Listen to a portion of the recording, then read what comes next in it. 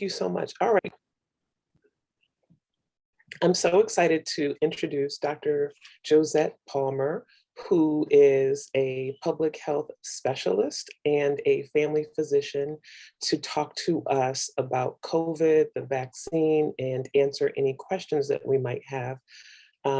Josette was, I think, the first person in her county in New Jersey to get it, or gave it to the governor or something, but it was on television.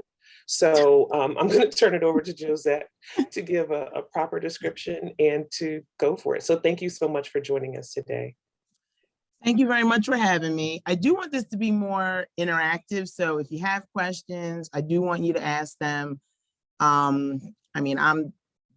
wanted you guys to get out of it what you need.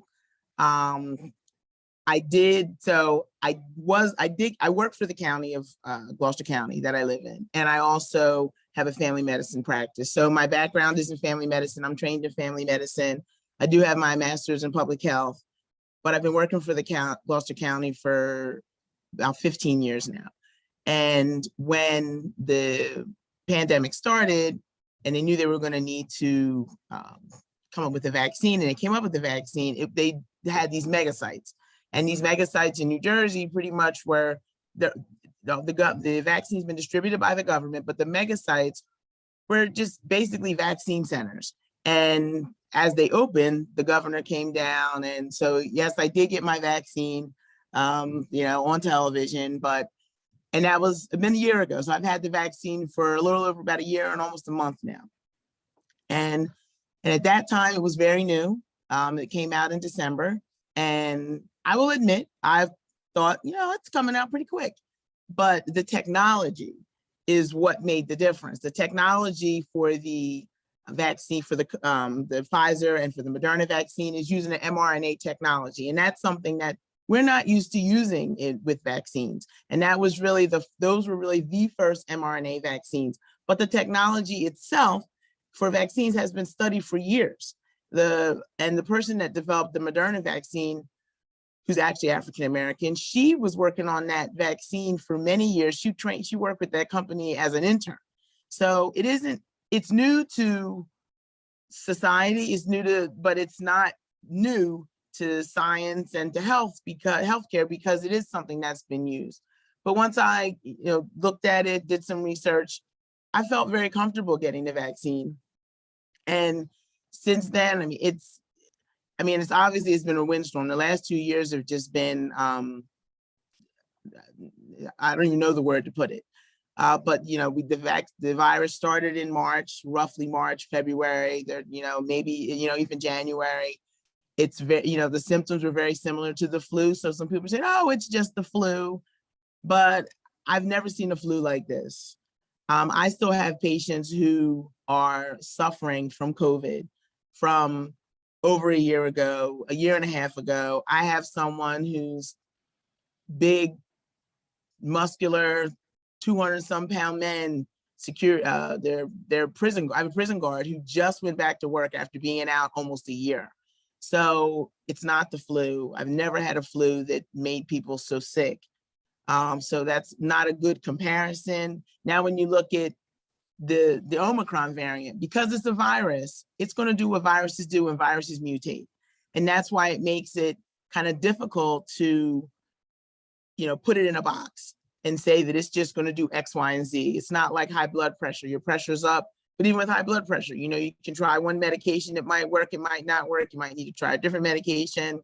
So unfortunately, it's not as cut and dry. But I will say, with the Omicron variant, which is the one that was really spiked around the holiday season, Christmas and New Year's, that was more milder. It was more of a sore throat. It was more of a headache, a fatigue, and even like body aches. And some of that you will see with the flu. And I did have some patients that confused it for the flu.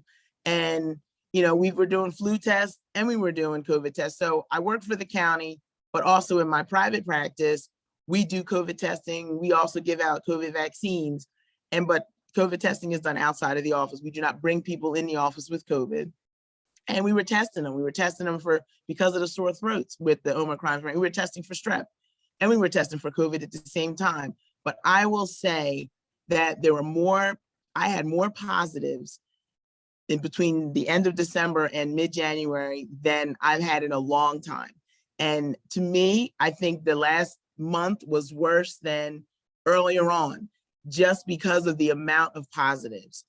And it affects it affects all races, but because, and it tends to affect minorities more. Now, why?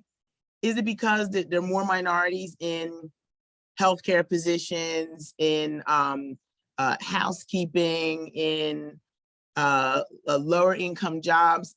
I'm not sure. I mean, but that's a possibility. Could it be that because minorities, we tend not to go to the doctors as much for various reasons?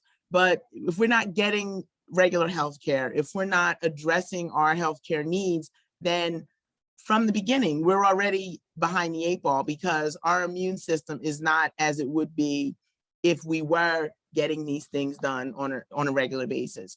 There is something to be said to going to the doctor, getting a checkup, getting your blood work done, in regards to that. So, I mean, there are different things that you have to look at.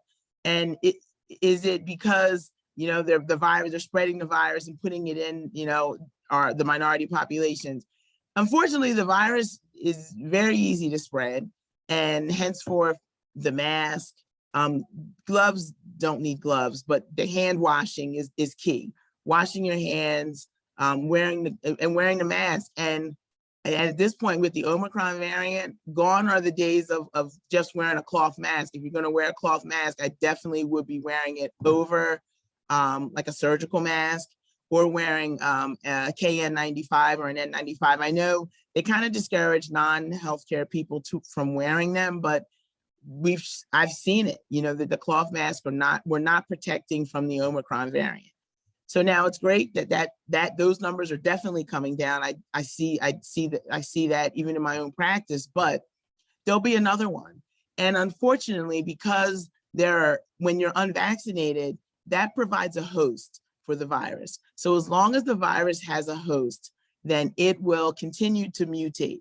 And when it mutates, it changes. And when it changes, then it doesn't act the way that it used to act. So when you look at Delta, the Delta variant, a lot of people with the Delta variant were hospitalized. There were some Omicron variants that were hospitalized too, but depending on the patient and what your medical conditions are. So if you have emphysema, if you have asthma, if you have diabetes, if you are obese, those different things put you at risk. If you're a smoker, put you at risk for having, when you do get the virus, for having more complications. And some of the biggest complications are going to be respiratory derived. Almost any of my patients that are hospitalized with COVID, the majority of the ones that have been discharged on oxygen. Now, whether they stay on oxygen for a week, whether they stay on oxygen for a couple days, the majority of them are discharged on oxygen. Then they work their way back, they wean off of the oxygen. And then they have to gain their strength back, because just being hospitalized, even if you're only hospitalized for a few days, it puts a lot of strain on the body. And that's something that you have to recover from in order for you to go back to work. So then that's time lost. And now, I mean, earlier on, yes, they were giving you all these, if you're sick, you get COVID pay, if you're out, and all that's gone. The hospitalizations, you're using your regular sick time or disability time. A lot of those different, I don't know if you call benefits, but different that they had earlier on, those are no longer in existence. So then you say, well, so they come in with the vaccine, and that's supposed to, help. It's going to rid you of the virus, prevent you from getting it. And that's not true. It's not necessarily going to mean that you're not going to get the virus if you come in contact with it. It doesn't mean throw caution to the wind and go to a COVID party and see if I'm going to get it and test it out. That's not the purpose of the vaccine. The purpose of the vaccine is to prevent hospitalizations and to prevent long-term or a lot of the more serious illnesses you get as a result of COVID. So have I had patients who got the vaccine and they were around someone with COVID and they didn't get it? Yes, I have. And that more so earlier on with the earlier strains. But recently, I've had patients who've been vaccinated and boosted, and they have gotten COVID, but they've gotten very, very, very mild cases. Mild enough that they weren't, I mean, I did quarantine them because you still need to be quarantined if you get sick and you are vaccinated, but they didn't need medication. Some of them just said, oh, I just had a sore throat, or I just had a bad headache. So it's the benefits of vaccination. Yes, some will not get the disease at all, but you can't look at the benefit of, well, if I get the vaccine, I'm still going to get it. What's the point? It will lessen the effects of the disease on your body. That I've seen. I haven't had anyone. Most of my patient with the one that's been out for almost a year, he wasn't vaccinated. He was supposed to get vaccinated, I think a week or 2 weeks prior, but he didn't get it for various reasons. And he admitted to me, he said, you know what, doc, I didn't think this virus was serious. I just thought it was the flu. He was one of those, I just thought it was a bad flu. And he's missed work for a very long time. I mean, and he's a hard worker. He goes, does his 312s because he works for the prison system. And then he's done. He couldn't even walk his dog when he got sick. And he wasn't even in the hospital. I was able to keep him out of the hospital, but I have sent him to the lung specialist. I've sent him to cardiologist, because then about a month or so after having COVID, he ended up with a blood clot, because that's something you can get from COVID, are blood clots. So it does affect so many different parts of the body.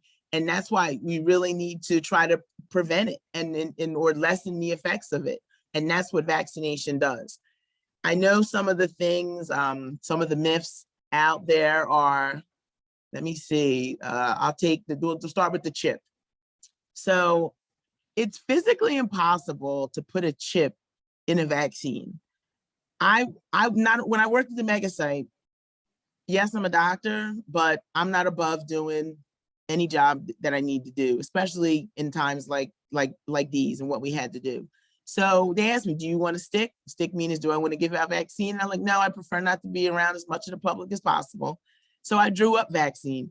I drew up thousands of vaccine. We were giving out sometimes in a month's time, or in a day's time, we were giving out sometimes 3,000, 4,000, 5,000 vaccines in one day. We got to when it was available. We gave out Moderna, we gave out J&J, we gave out Pfizer. I received Moderna. My husband and my father received Pfizer. A lot of my family members have received Pfizer. Some have received Moderna. Moderna and Pfizer have the best effectiveness. That's out of all the three vaccines. Yes, J&J, it's the Johnson & Johnson, that's the one-shot deal. That one is effective, but only about 70%. And that one was pulled for, I guess it was about a month, maybe a little bit more. And I have my stepdaughter, she received J&J. She had no problems. It was pulled because of blood clots in women. So now going forward, would I recommend it to a woman to get J&J? No, I would not. Have I had women that gotten it? And yes, because they said, I only want one. I'm not gonna, this is before there was even a booster.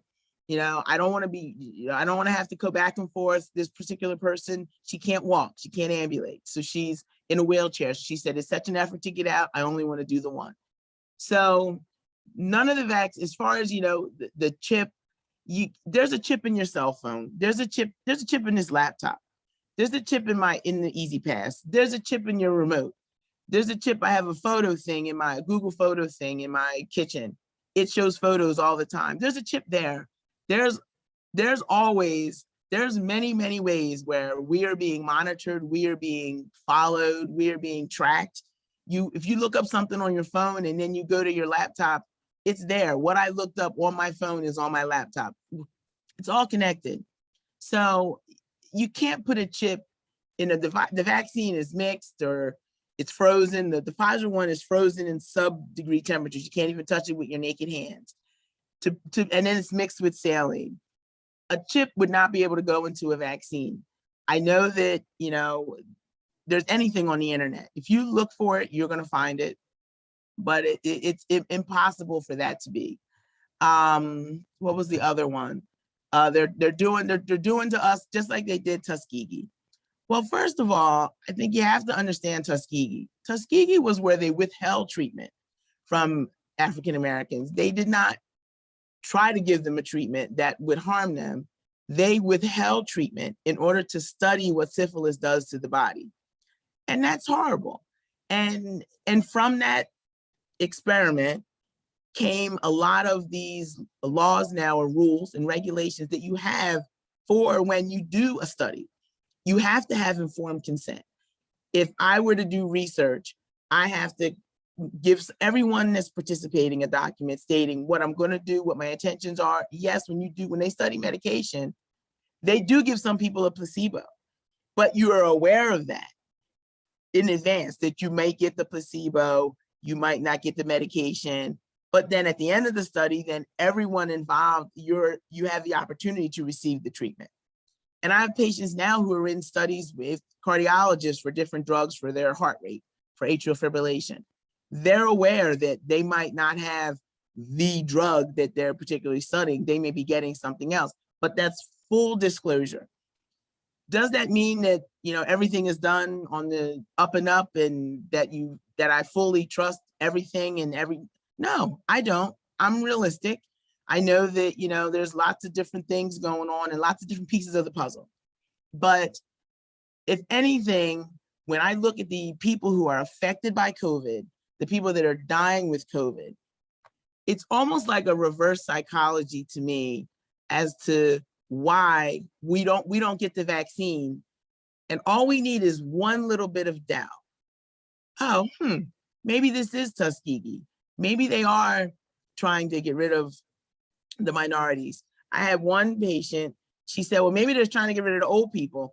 So I'm not getting, and she was Caucasian. Maybe they're trying to get rid of the old people, so I'm not getting the booster.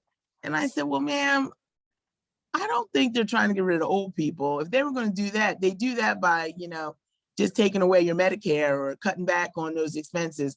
They're not going to use the virus to get rid of the old people. It has definitely taken away, a lot of people out of the population. It's killed hundreds of thousands. It's infected even more. And there's a lot of people who've had the long-term effects, I think we won't know for 5 to 10 years. I've had people lose hair. I've had people have skin issues, headaches, even chronic fatigue. So there is a such thing as long haulers. But if anything, I really think it's when we get doubt in our minds of what we don't want to, is this for real? Is this something that they're doing to harm us? Then that's all we need to say, that's it, I'm not doing it. And so then we don't get the vaccine. And then who's dying? We're dying. We hold a lower percentage of the population in general, but we are a higher percentage of the people that have died from COVID. And that's real. We have a higher percentage of the people who are hospitalized with COVID. And is it because we don't go to the doctors? Is it because we wait too long? Even in my own practice, I have lost 6 patients from COVID, which, it's, oh, you say 6, that's not a lot. I mean, I have a pretty, decent sized practice, but 6 patients, and 2 have been since the vaccine. The other 4 were prior to the vaccine. And my first patient to die was a bus driver. He was a bus driver for SEPTA, and SEPTA was not making their clients mask up. They did not make a mask mandate. So, and for that, shame on them. They will probably pay for that. So that's, it's a sad thing. Death is hard. But I guess the one I will say that would bother me the most was a 39-year-old woman who my last conversation with her was about the vaccine, who went to Puerto Rico. And our conversation in August was about her test to go to Puerto Rico because you need to be tested. And her mom didn't need to be tested. I said, well, where's your mom's results? Oh, she doesn't need them. She's vaccinated. I said, well, girl, when you gonna get this vaccine? Stop playing around. She said, I know, Dr. Palmer, I know. I'm gonna get it. I just need time. She went to Puerto Rico. She tested when she came back when she was in Puerto Rico, she had to be tested. She was negative. The day after she got back, she got sick. She didn't feel well. She was positive. She was hospitalized that next day. She was on a vent that next week, and then she was gone. 39 years old, 39. Her only comorbidity was she was obese. So she's healthy besides being obese. I have plenty of people who are overweight, skinny, that get COVID and they survive.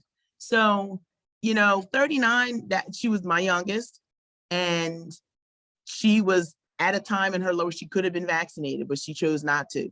And the other person that was that got COVID, and since vaccinations have been out, she was older. She was my only Caucasian patient that died from COVID, but she had a list this long of her medical problems. And, and she was someone who, she was of that mindset of, this isn't real. And she's a nurse, so she was educated, but she didn't think it was real. And sadly enough, this virus from the beginning has been such a political issue that you have so many people who they put politics into it. And I think that's another barrier, because I look at the groups of people who aren't getting the vaccine. A lot of them are, well, it's not real. They follow the mindset of a different political view that is not mine. And so they won't get it. They're not going to get it. And then it's minorities, because for fear that they're trying to get rid of us. And, I had one last week, she's 21, female, and she said, I don't want to put foreign things in my body. I don't think people realize you get vaccines have been mandated since we were children. I take care of my youngest patient was 4 days old. She was getting vaccines. She got her first vaccine in the hospital when she was an infant, when she was newborn. She got her second vaccine when she was a month old. We started giving out hepatitis B vaccines in the hospital. So I think we don't really fully understand. It's a shame that some of the stuff has been brought to the forefront. We just don't understand it, because we've been mandated. Vaccines have been mandated. We've been giving them out.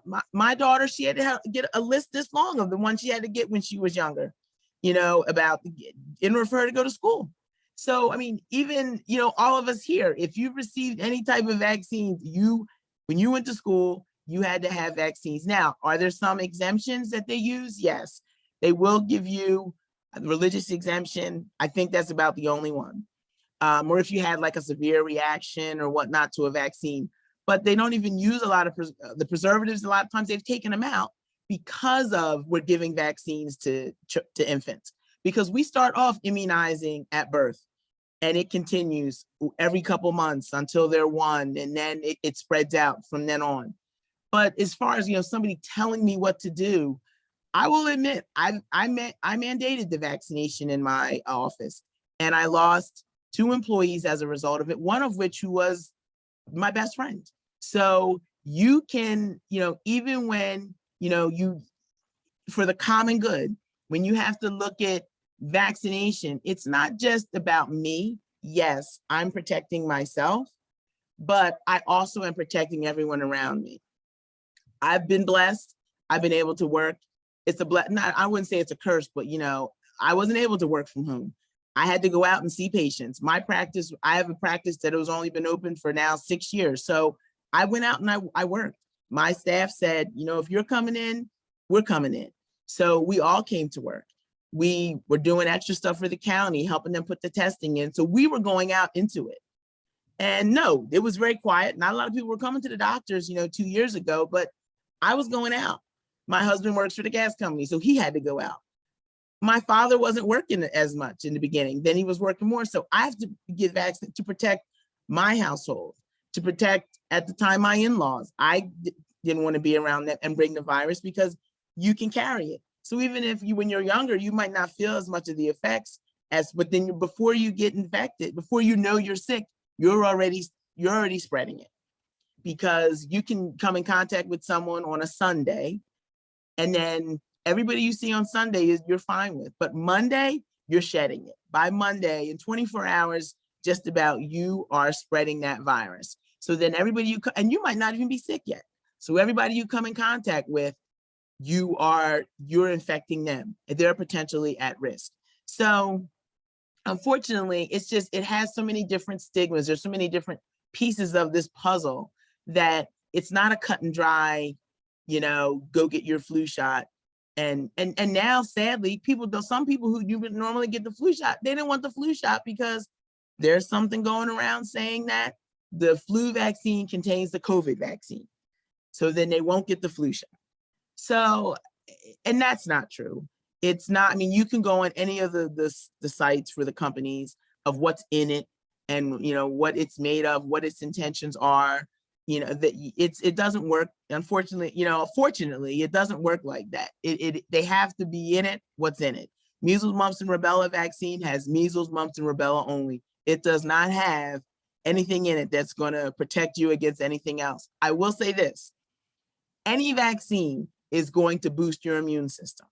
So that's a good thing. In general, it's boosting your immune system, but it is only when it comes down to what infection is protecting you from, it's only guaranteed to protect you against the one viral infection or that it's set out to do. The shingles vaccine is only protecting you against shingles. It's not going to protect you against flu. It's not going to protect you against pneumonia, the streptococcus pneumonia.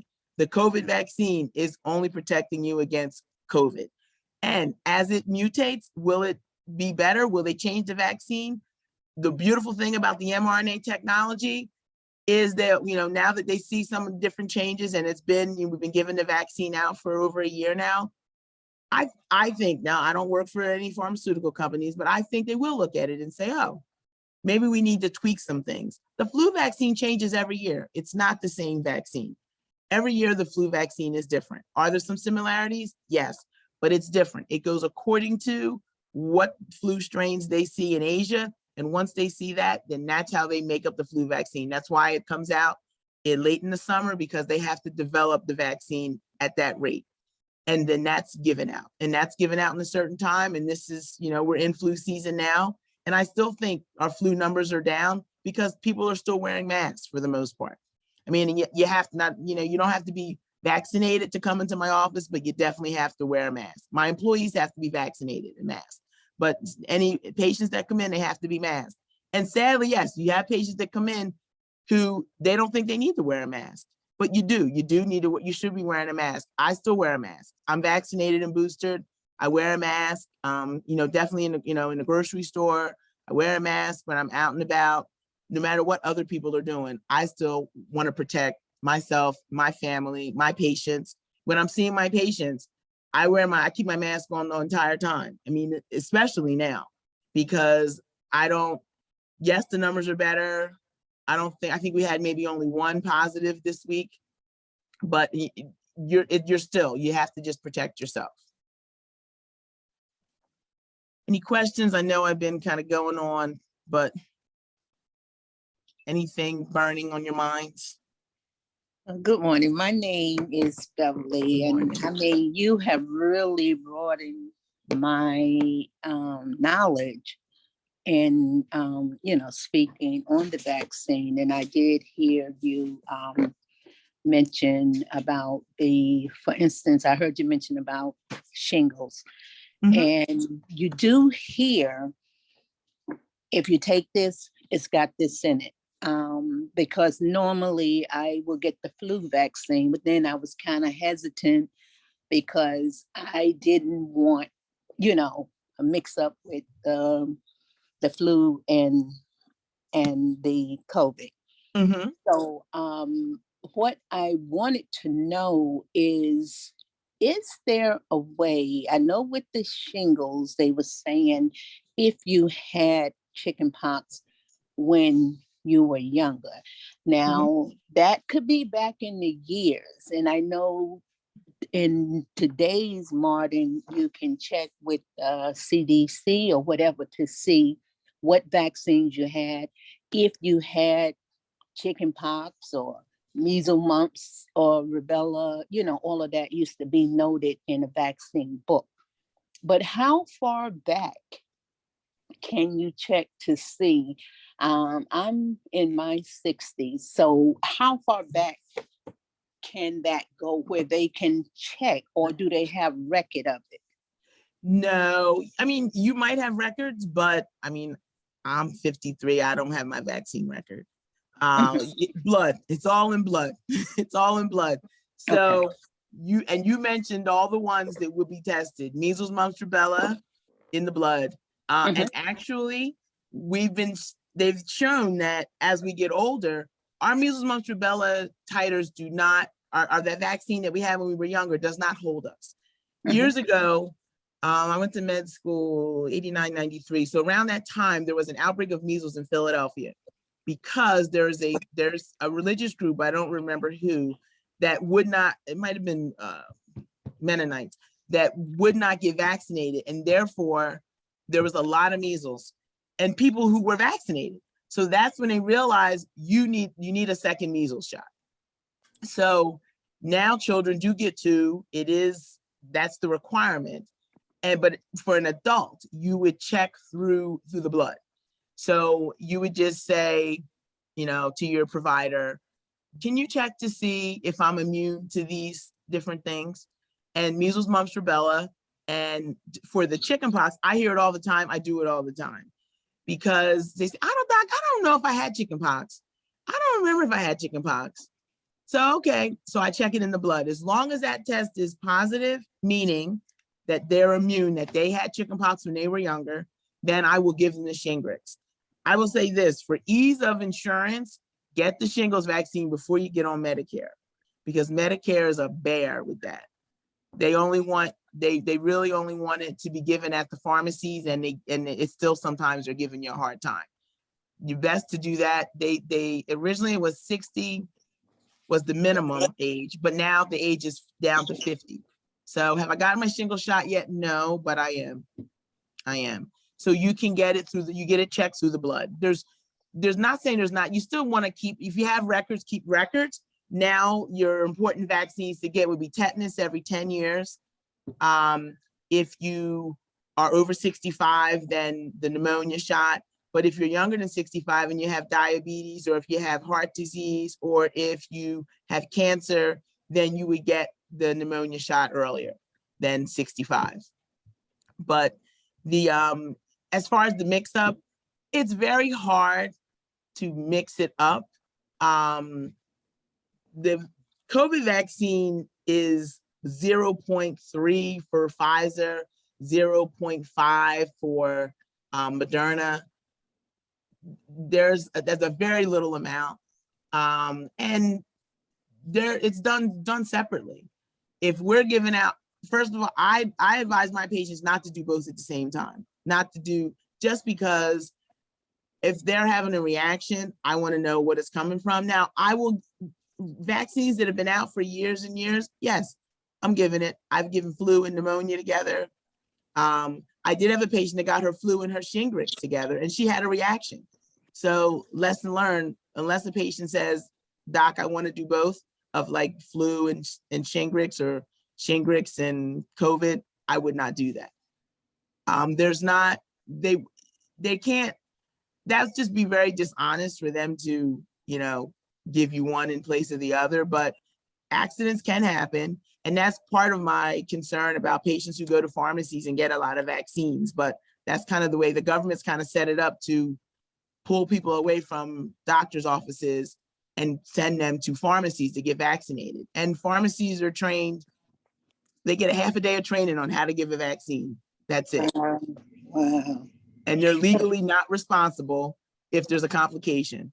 And I have had a patient who went to a pharmacy, had a complication, came back to who, and then she couldn't move her arm. Wow. So, I sent her to ortho and she got better, but there's a fund. And I looked it up after she showed me her check that she got from this fund, and it was real. So pharmacies aren't, there's no not that you want to have a ability to sue, but that's just odd to me that you would set it up like that, that it's okay to go there. And if something happens, there's nobody's at fault.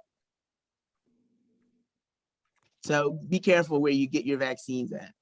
And at the mega sites, like they're all nurses, they were all RNs. I mean, they've been giving shots out for a very, very long time. Now, one last one, I'm gonna give someone else a chance. Now, with the vitamin D, I know they say that the vitamin D, C, and zinc is important to take.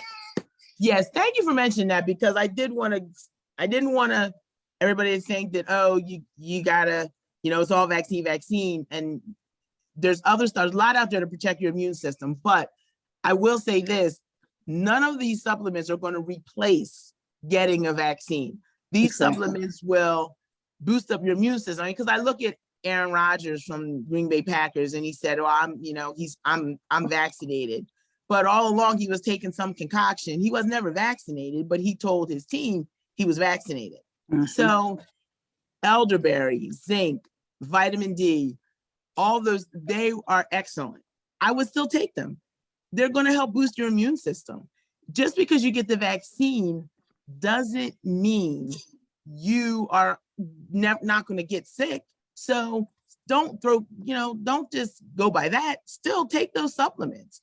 I take probiotics. They help boost your immune system. I take a probiotic every day. I take a green drink every day, a green supplement that I get. I even have them in my office. For a while I was taking them, and then I'm like, you know what? Patients are always asking me what to take. What am I taking? So now I have a lot of patients taking probiotic, vitamin D, the zinc, the vitamin C. Those are all big ones. I mean, vitamin D, the prices shot up after COVID because everybody was going out buying vitamin D. People who've been taking it long before then, but those things will definitely help boost your immune system. Things like aloe vera juice will help with inflammation. So, the aloe vera is when you get older, you have joint pain, you have, everything don't work like it used to. So you're going to have inflammation in the body. That's what leads to disease. When you look at, and this is not something I learned in public health, learned in med school, but actually in public health. There was a nutrition class that I had to take that was on medicine. And I was like, I know this, I'm a doctor, I'm good. But I actually learned a lot about antioxidants and free radicals. So when you take probiotic, when you take vitamin D, when you take elderberry, those things help. They're all antioxidants. The greens, the basis of the greens is all about antioxidants. That helps when disease in your body is all from free radicals. So whether it's going to cause cancer, whether it's going to cause diabetes, whether it's going to cause asthma, it's a free radical phenomenon. So what a free radical is a negative, antioxidants are positive. You negate the one, you negate the one, for the other. So by all means, definitely do those supplements. There's nothing, I'm not against them at all. And that's not something that you're taught. I mean, I have had patients go to specialists and they told me not to take this and not to take that.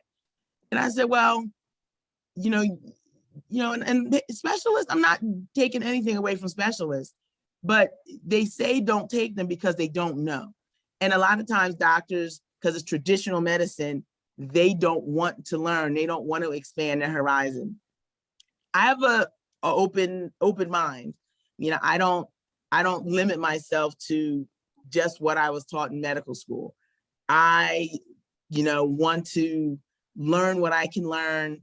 And I know that there's alternatives out there. That does not mean I'm going to take all these supplements for high blood pressure and then blood pressure shoots up. My in-laws did that. We had a guest speaker come to church.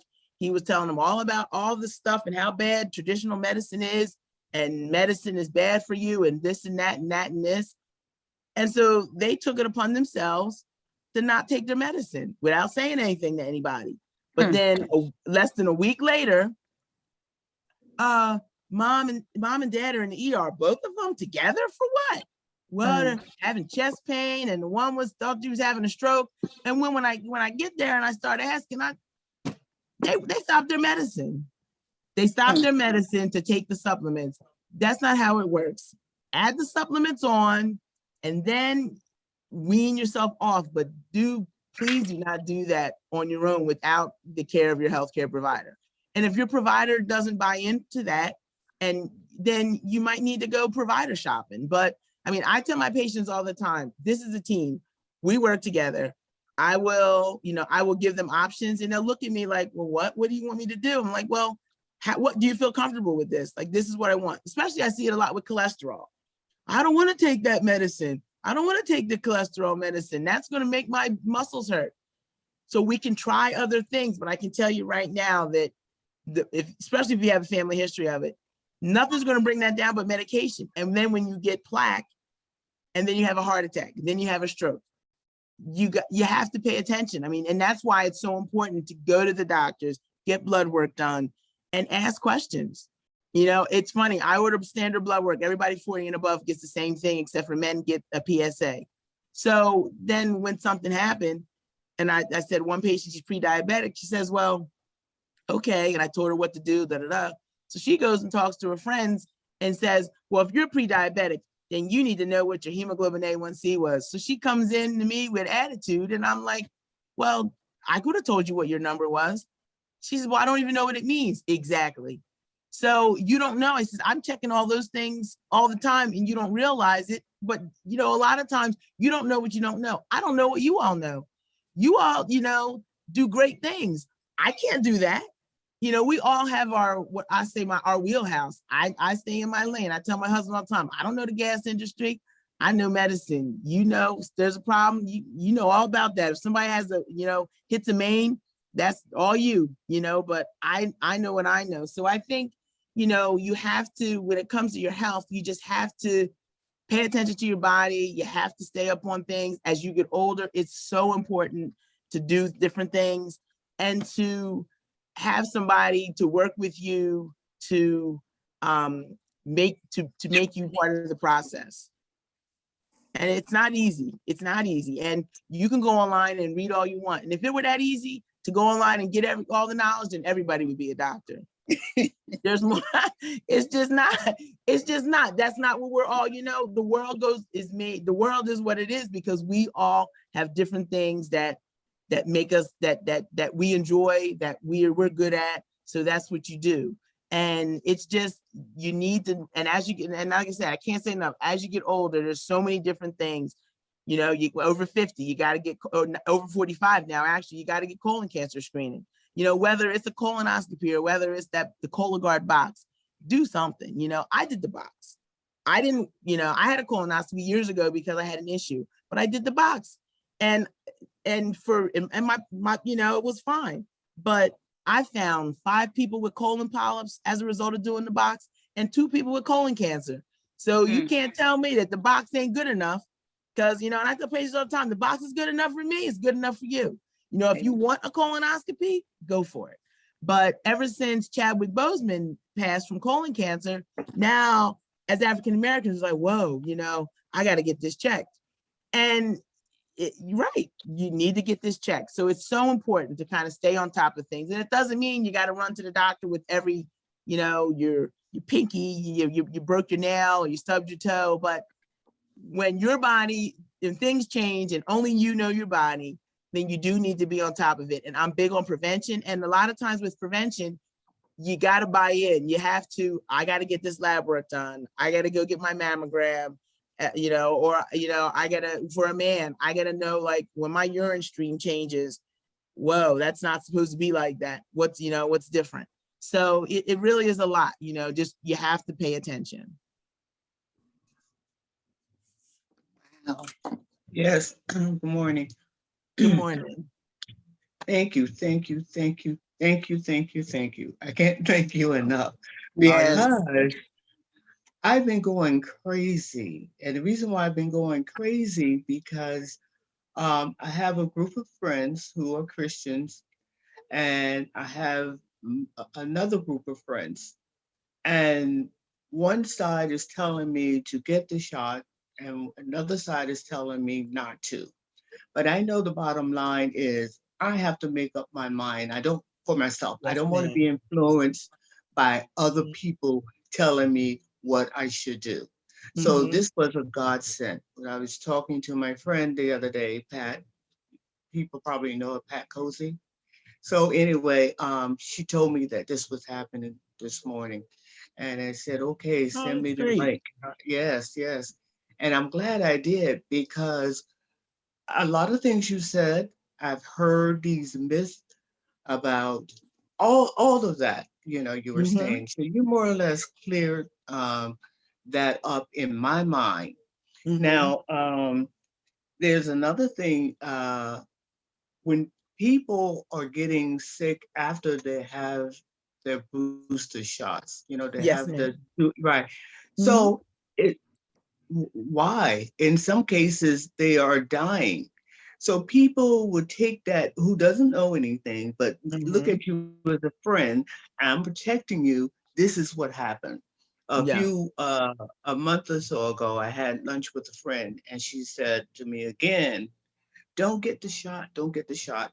So she showed me a picture of a friend of hers who got the shots, and she had these big uh, warts all over her hand from the Mhm. shot, the allergic reaction that she got from that. So that's sort of scary. But I think with anything that's going into your body, you're taking a chance. Um, but Correct. I do have faith that, when it's my time, it's my time. Mhm. So I'm not really afraid of that, but I'm so tired of hearing all these voices in my head, I know. which are so confusing. So you more or less cleared up a lot of things. I'm. Now, one of the questions I wanted Yep. to ask, Mhm. when you do get the virus, after you have your booster shot, is this a one-shot deal or this is something you have to do every year? So I will admit, when I got my shot, my first shot, January 11th of last year, I knew that we weren't going to be done with just these 2 shots. I Mhm. had that feeling. Um, and I don't know if it was just because of me being in medicine for as long as I have been. There's just no way, as bad, as severe as this virus, as intense as this virus is, there was no way it was going to be a one and done with just that set. Um, so I knew a booster was coming. But as far as going forward, and it'll be like a flu shot, unfortunately, because there's so many people who aren't vaccinated, will there be another booster a year down the road, 6 months down the road? There might be. But I will say this, your chances are better with vaccinated and boosted one time than not vaccinated at all, or just vaccinated and without, without the booster. Your chances are better, even if you didn't buy into, oh, we got to do this over and over again. Um, it's and I will say this, even when I got my first shot, I didn't feel anything. The next day, I got a little like slight tinge of a headache. But then when I got my second shot, the same thing. I got a headache, but it was a worse headache 24 hours later. When I got my booster, it was like I suffer from migraines anyway, but it was a migraine, but it wasn't my typical migraine when I got my booster. 24 hours afterwards, it's like for a lot of people that I've talked to, and a lot of information that I have from like side effects, I get them from the people I talk to. How'd you do? How are you feeling? What happened? Because when pharmaceutical reps come in and they tell me what a drug does, when I see what it does in the patients, then to me, that's real. That's facts. That's information right there that I can use in taking care of other people. So I've had patients, I've seen that people who are older tend to do better. So the 70, 80. My father-in-law had nothing. My father, nothing. They did fine with it. My dad maybe was a little tired, um, but nothing. The younger, now I've immunized my grandchildren, they did fine with it. They were a little like achy the next day, but they did fine with it. And I felt very comfortable immunizing them. And one of them was too young to get vaccinated. And he was dancing when it was time for him to get vaccinated because the rest of he was the only one from his siblings that weren't. You know, he's like, come on, mom, let's go, mom, I'm ready for my shot. I'm like, that's what I'm talking about. So, you know, it's, I like him.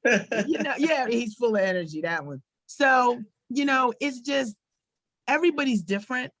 But as far as a lot of those, well, this one died, that one died, you really don't know what's going on in your body when you put something in. That's true. I can't tell you how many hundreds of thousands, and I'm going to count, you know, at the mega site because that was my most familiarity. We haven't had any issues like that.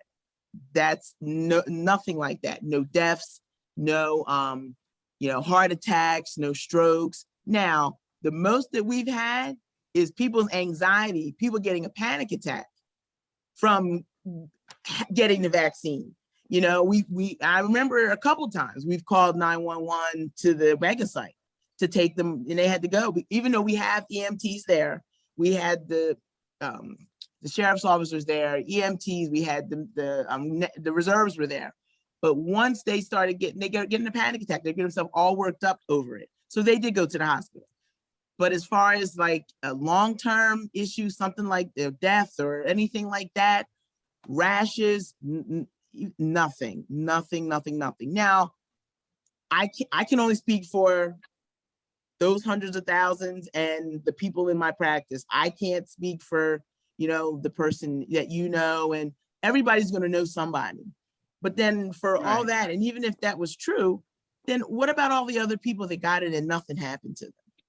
You know, so you got to take, you know, all of it with like, where's the information coming from and what other things were going on. And I wanted to touch base on the religious aspect that you mentioned, because I hear that a lot. And I have a strong faith. If it were not for God, I don't know where I would be. I've had a lot of, not a lot, but I've had things happen that it was nothing but God, nobody but God that carried me through certain situations in my life. So I have a strong faith, but I also believe in science. And no, I don't believe in, you know, that man came from a gorilla. You know, I believe in the Bible, but, you know, but I have a strong faith. And I believe that, you know, like you, ma'am, when it's my time, it's my time.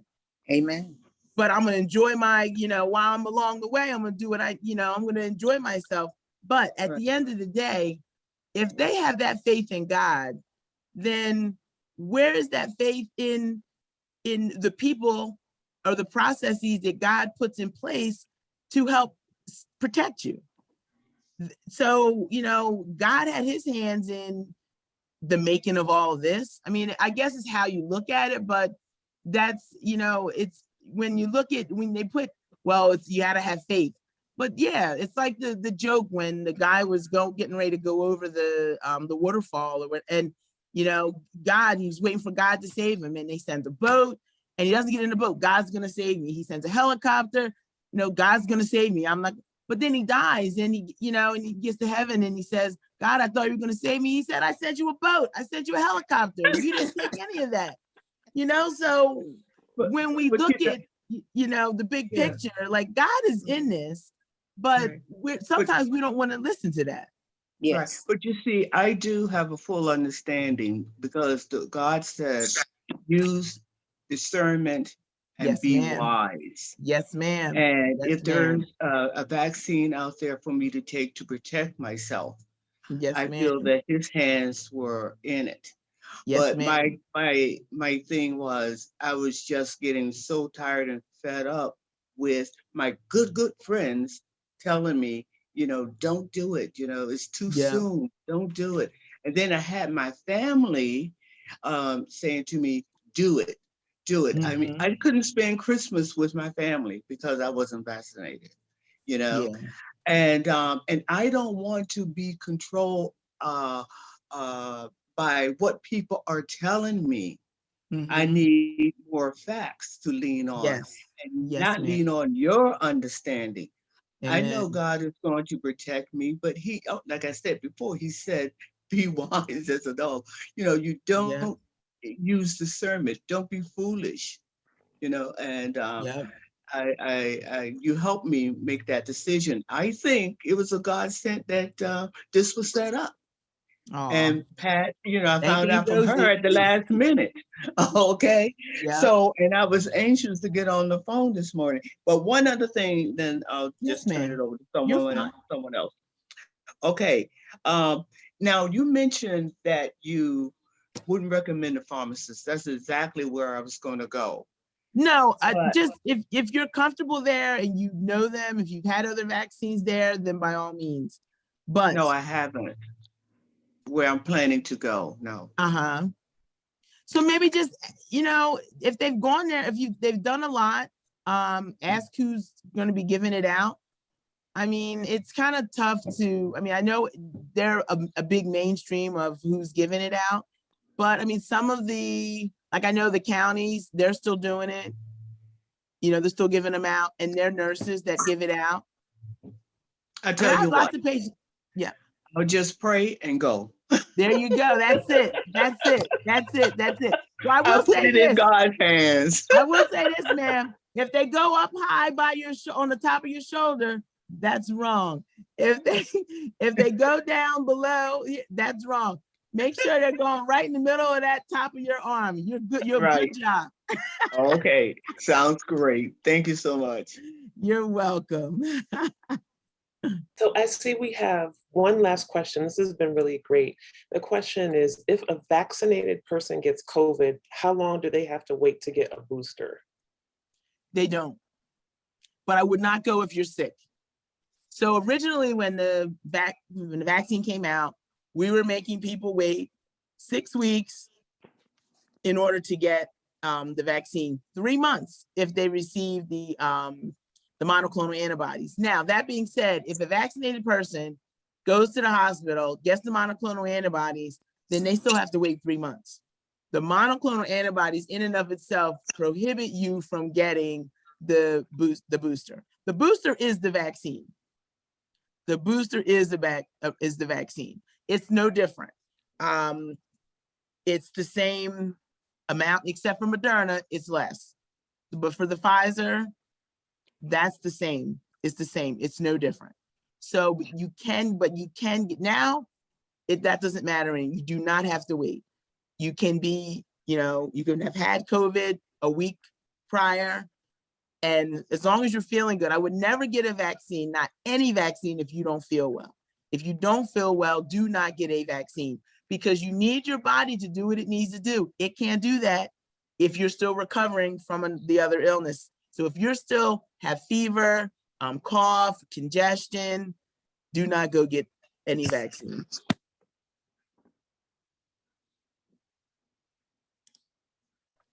When I get the vaccine, I'll tell no one until it's over. There you go. That's it. Tell no one. Drink plenty of water. I don't want to hear it anymore. That's right.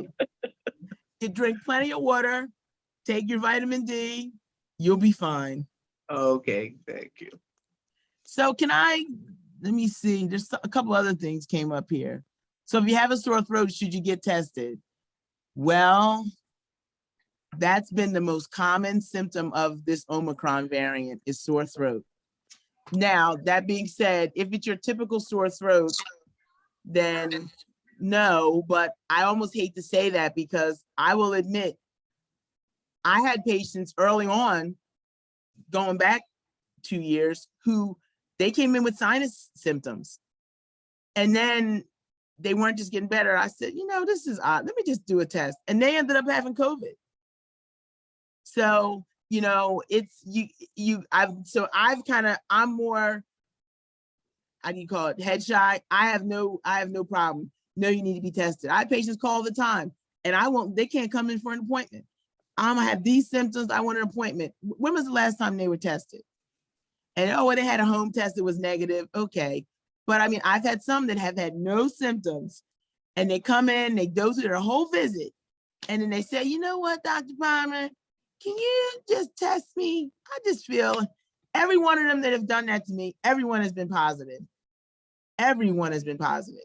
So for that reason, I definitely keep my KN95 on the entire visit. You know, so I don't want to say everybody run and go get a COVID test, but you know, if you're not feeling well and you have a home test, do it. But here's the caveat with the whole home testing thing. The PCR is still the best test. PCR will pick up the virus the second day. I've seen it after exposure. But at the end of the day, you know, the rapid test, the home test is a good tool to have, but it's more reliable days into the infection. It's not the best test for. I was at a family function and I just found out the next day that Sally has COVID. I'm going to go use my home test. No, don't do that.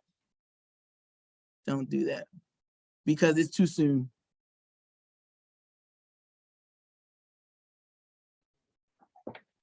This is so great. Thank you so much, Dr. Josette. I know we've gone a few minutes over, but I feel like you really helped us. And even for the people who aren't here, we'll be able to share this recording with them. So thank you for keeping us healthy and potentially for saving lives. You are very welcome. My pleasure. Yeah. Yes. Excellent. All right. Thanks everybody for joining in. I think that Anthony will be in touch with folks later, Anthony or Doris. And have a great weekend, everybody. And wear 2 masks. Good one. Thanks, Joe. Thank you so much. You're welcome. Thank you, everyone. Very much. Thank you. Thank you. Take care, you guys. Take care. Love you.